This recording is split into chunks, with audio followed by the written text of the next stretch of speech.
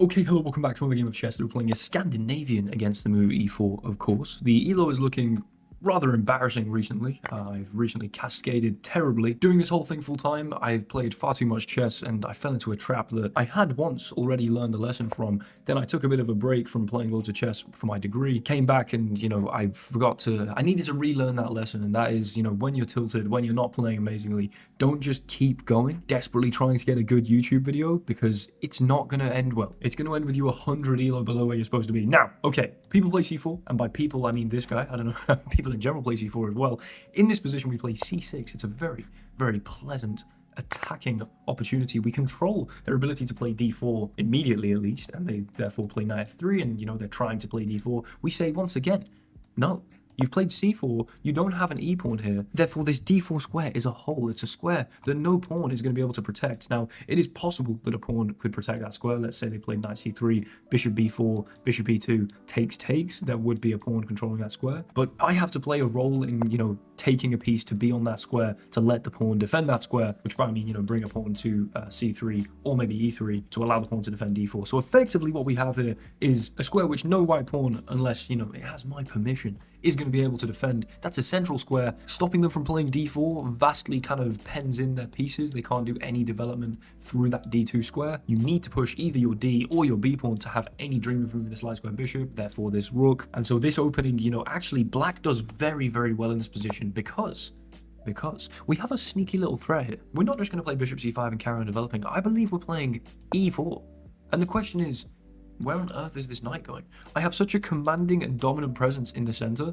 I mean, it can't come inwards. If it comes here, I can kick it again because you can't threaten to recapture this. In fact, the move that I believe white needs to play here is d3. And in that line, after e4 takes a queen trade and then knight here, bishop e3, there's some semi-interesting lines. I don't love playing it because it kind of entails a queen trade, but it does get a very good position for black, and there's still some very exciting play with the pieces. You can get some freaky checkmates. I've had one before with the bishop a3, like, I don't know, 18 moves into the game or something. But at this point, we're saying, listen, you haven't pushed your d pawn. And that is not an accident, by the way. That is precisely how we're trying to play the position. They've played the c4, they've held onto the pawn, fine. They're trying to punish my modern Scandinavian for not immediately recapturing with the queen. But we say, actually, after takes, you can't play d4, and now I'm not going to let you play d4, and now you're paying the price for that. You've got to go back with the knight. That is disgusting. That is absolutely disgusting. It's a massive concession. If they'd gone here or here, they'd have been punished. Probably worse. And now we're looking at a position with a huge space advantage, a thorn in their side here. Two beautifully developed knights. We've got the initiative massively. I can develop my bishop. I feel as though there should be something kind of really directly punishing here. Maybe even like a knight e5, knight d3 quickly.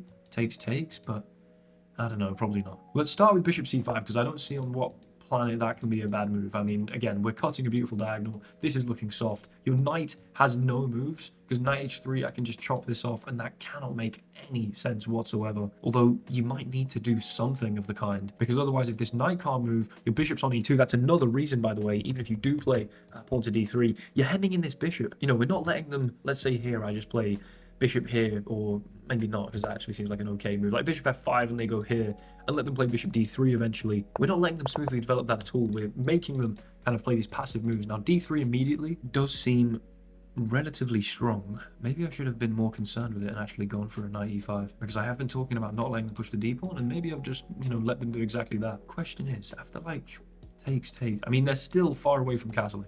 So like, let's say I just decide to castle here, you take, I can probably take like this, because if you take my queen, I have check first at least. You've got to then move the king, and then I can recapture. I'm up a pawn, and you seem to be in a whole lot of trouble. Honestly, I genuinely think I'm just going to castle. I don't think you want to take this. I think that gives me knight here. I think that gives me a major threat on f2. I think f2 is going to be a key square here that we're going to look to exploit. And I mean, I'm already castled, two developed knights, beautiful bishop on c5, and look at this position. My opponent's moved a bishop to e2. I mean, in 8 moves, what they've achieved with white, not exactly wildly impressive. So they develop a knight such that after takes, I can't just take here straight away. But this, again, it gives me the tempo, the initiative to maybe just take and play like a rook e8, or just start with rook e8. If I take, maybe queen takes. I feel like a rook e8 makes a lot of sense here. Knight takes, that's a problem. Rook takes, and I lose the game. Okay. Or maybe not, but, I allow queen trade. That sucks. If I play like a queen d4, you just play bishop e3, unfortunately. I want to keep this initiative that I've got going on here. Maybe a queen b6. That could make a lot of sense. I really would rather not trade queens. I'd love nothing more than to be able to develop my bishop somehow, bring the rook to the d file and have that rook on the d file doing the work, pinning the pawn. However, I may be asking for a little too much here. Queen b6, bishop e3. I can just take. Seems pretty damn strong. I'm not really seeing what else to go for here. I think I will go queen b6. I mean, this is a very pleasant means of development. You kind of have to go bishop e3, I think. If knight takes, we just trade and then pick up on f2. If knight here, we just chop that off, terrible pawn structure, and then pick up on f2. The queen can't get access to defend this at all. Again, your queen's very hemmed in, especially by this bishop on e2. You have 2 legal moves for the queen, 1 legal move for the rook, 0 legal moves for this rook. All of your major pieces have a combined 3 legal moves. This knight has no moves that don't blunder it. It just feels like a position where my opponent's cramped. Now, bishop e3, pretty much forced. Do I take? Probably yes. Takes, queen takes. I win the pawn back, I get my queen right in there. You don't have like a knight here because I can just take. And I'm hopefully still applying a load of pressure like a knight e4 quickly. Maybe with the queen on here, I could play like a bishop g4 and put pressure on this. I don't know. I think my opponent needs to come to the conclusion relatively quickly, lest they just bleed their clock unnecessarily. They're kind of, you know, folding here and saying, you know what, bishop e3, I have to kind of lose this pawn here, but nothing else really seems to hold the position. I feel like I could have maybe pressed for more. Bishop c5 seems pretty decent, but then d3. If knight e5 is the best move, I'm going to be kind of annoyed. Or maybe bishop f5 actually, because then what? You're not playing d3, I just take. Maybe I should have been a little more concerned with, you know, really making sure they couldn't play d3. I mean, I still like how I've handled this, but I don't know. Now that's interesting because I was half thinking about this move, but I'm going to take here. You can move, I can move my queen. I can go here. I could also sack my queen. It would be fun. It would be a terrible move though. Let's not do it because I do want to win this game. My elo has been looking disgusting, and you know, a loss here would be frankly devastating to my mental health. So I believe we need to play queen here. I don't see your immediate follow-up. Again, you don't have anything that can immediately aggressively attack the queen, so I think we do just play a little queen here. We hold this. Now maybe you play takes, and at that point I guess knight takes. It's difficult to imagine that I'm not winning in a position like that. Here, bishop here. I could always like trade this off to get out of any pickle that I find myself in, as of course Shakespeare said. It baffles me that Shakespeare came up with the phrase "in a pickle," but okay. I mean, we'll definitely have a little analysis. I'm loving this opening though, especially against c4. Like if I see c4, oh, they've made a move. I know I'm having a decent game. They just take. Damn it! I don't want to trade queens, but I kind of have to. I mean, it makes sense that they're forcing the queen trade, I guess, because if I go here, you just take this, and then what? Nothing really. So knight here. I can't like stay protecting the bishop without trading the queens.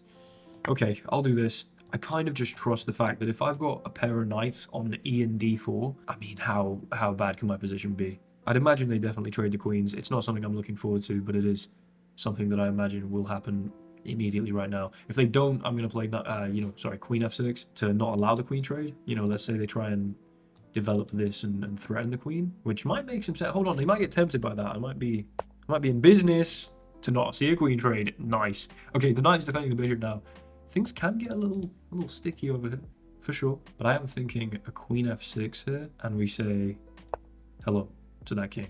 I mean, you're clearly in some trouble.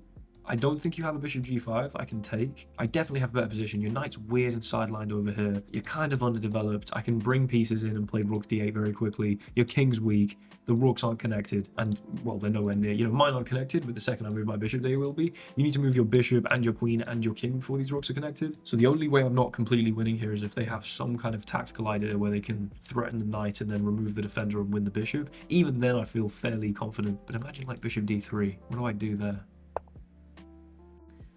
It'd be nice if I had an answer. Okay, that might just be a very simple idea. Bishop also doesn't have any moves that aren't defended, which is wildly frustrating, but okay. I mean, I could always sack, but I'm just giving them an open h-file. What the hell? I do have rook d8. We pin that bishop. I think I kind of have to start with rook d8. Whoa, don't tell me there's that. No, because I can just take. Things are looking slightly uncomfortable, to be completely honest. I might have been a bit aggressive and gone in here. There's queen b6. I don't know, knight a4 might have actually been playable. Because actually, queen d4 takes, knight here. I don't know. I feel like I'm fine though. They don't have bishop g5. I'm pinning this. I'm vaguely pinning this. Just, it's very annoying that I can't bring my bishop back to here without it being taken. That is a gorgeous piece, and I don't wish to say goodbye to it. But it might be time to say goodbye, as Andrea Bocelli, I think. Hold on. Andrea Bocelli. I think it's this guy, right? Is he the one that sings Con te partirò?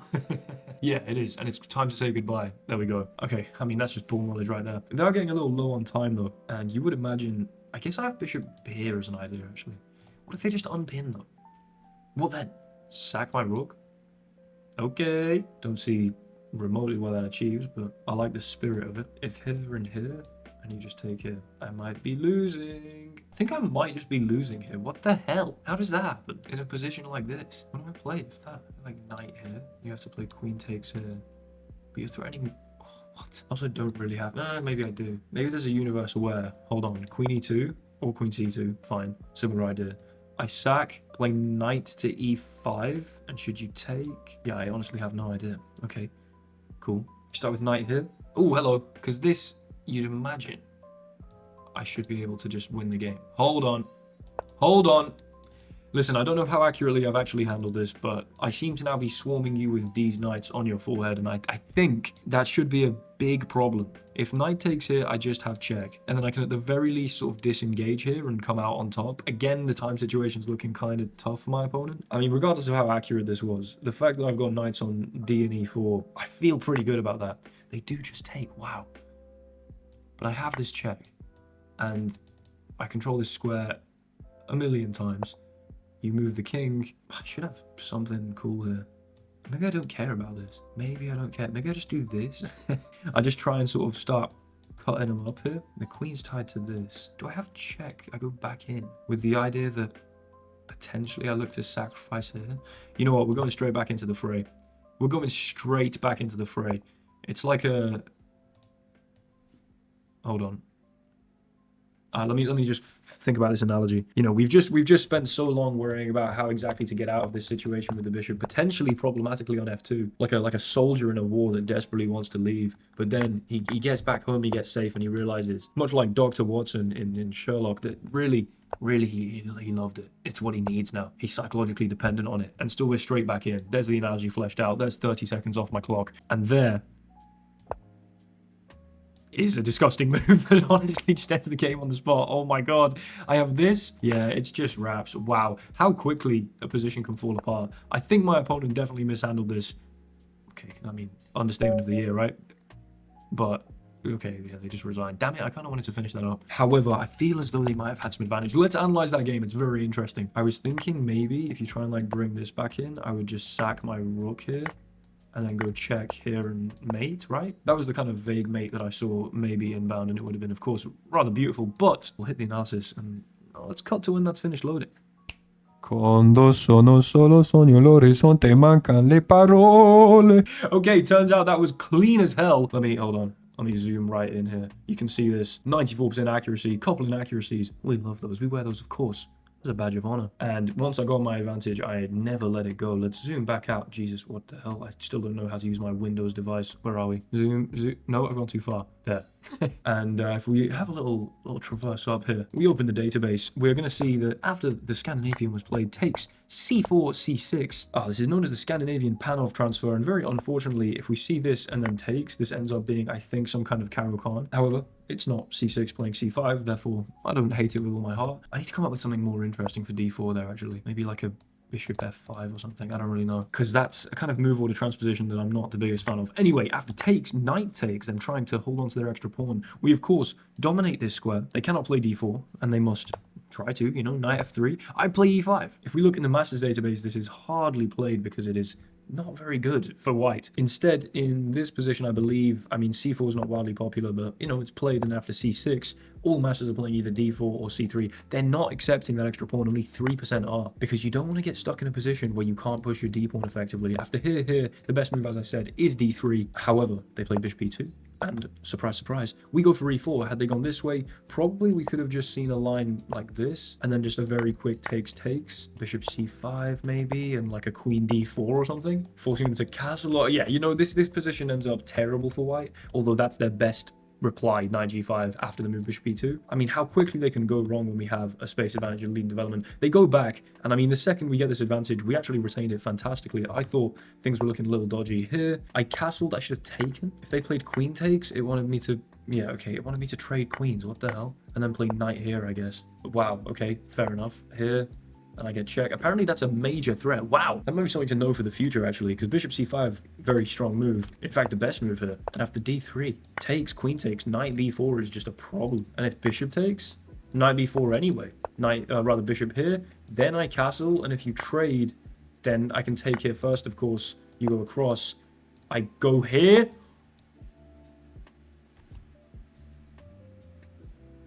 That's one of the most unbelievable moves I've ever seen. How is that the best move? Takes here.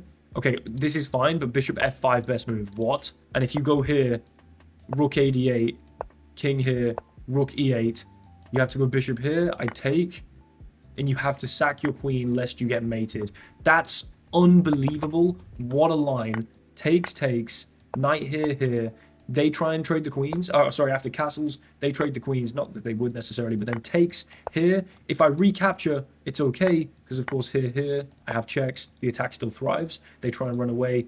I have rook d1. Wow. But instead, bishop f5. They try and save the queen. Let's say a queen c7 even. I just go check. And king e2, and I go check. Bishop here. Oh my lord, what a they have to sack. That's absolutely unbelievable. What a fantastic line we seem to have discovered here. Just for the love of the game that's possible, it's insane. They go back, yeah, d3. I castled because I quite liked this position here. You know, if takes, I thought maybe I had this. Apparently, I would prefer just taking straight away. Bishop here, king f1. Then we recapture, and maybe there are some problems with bishop d3. Or like knight c3, takes, king f2. Knight e4. Yeah, I mean, it would have been okay. Instead, they played knight c3. I went queen b6, a pretty strong move. Knight here, takes, and then apparently we bring the queen in, and this was all just fine. I should have instead taken this, which would have made some sense, because of course if takes, we can bring this back out and we're up a piece. So they have to take here. And at that point, I can just take this without, you know, we trade off the bishop to relinquish the queen's job of indispensably defending it. Instead, we take like this, and then after here, we go queen back to f6. Bishop here, rook d8, best move. Had they gone queen e2, I really wanted the rook sack, and I believe... Nice. That would have been the best move. I was thinking bishop f5. I was thinking bring the rook in. Sick. That is very, very sick. And the point is, you do something like this, and I have knight g3, and everything just collapses and your queen hangs. So, that would have been disgusting, the rook sack and then that. After queen c2...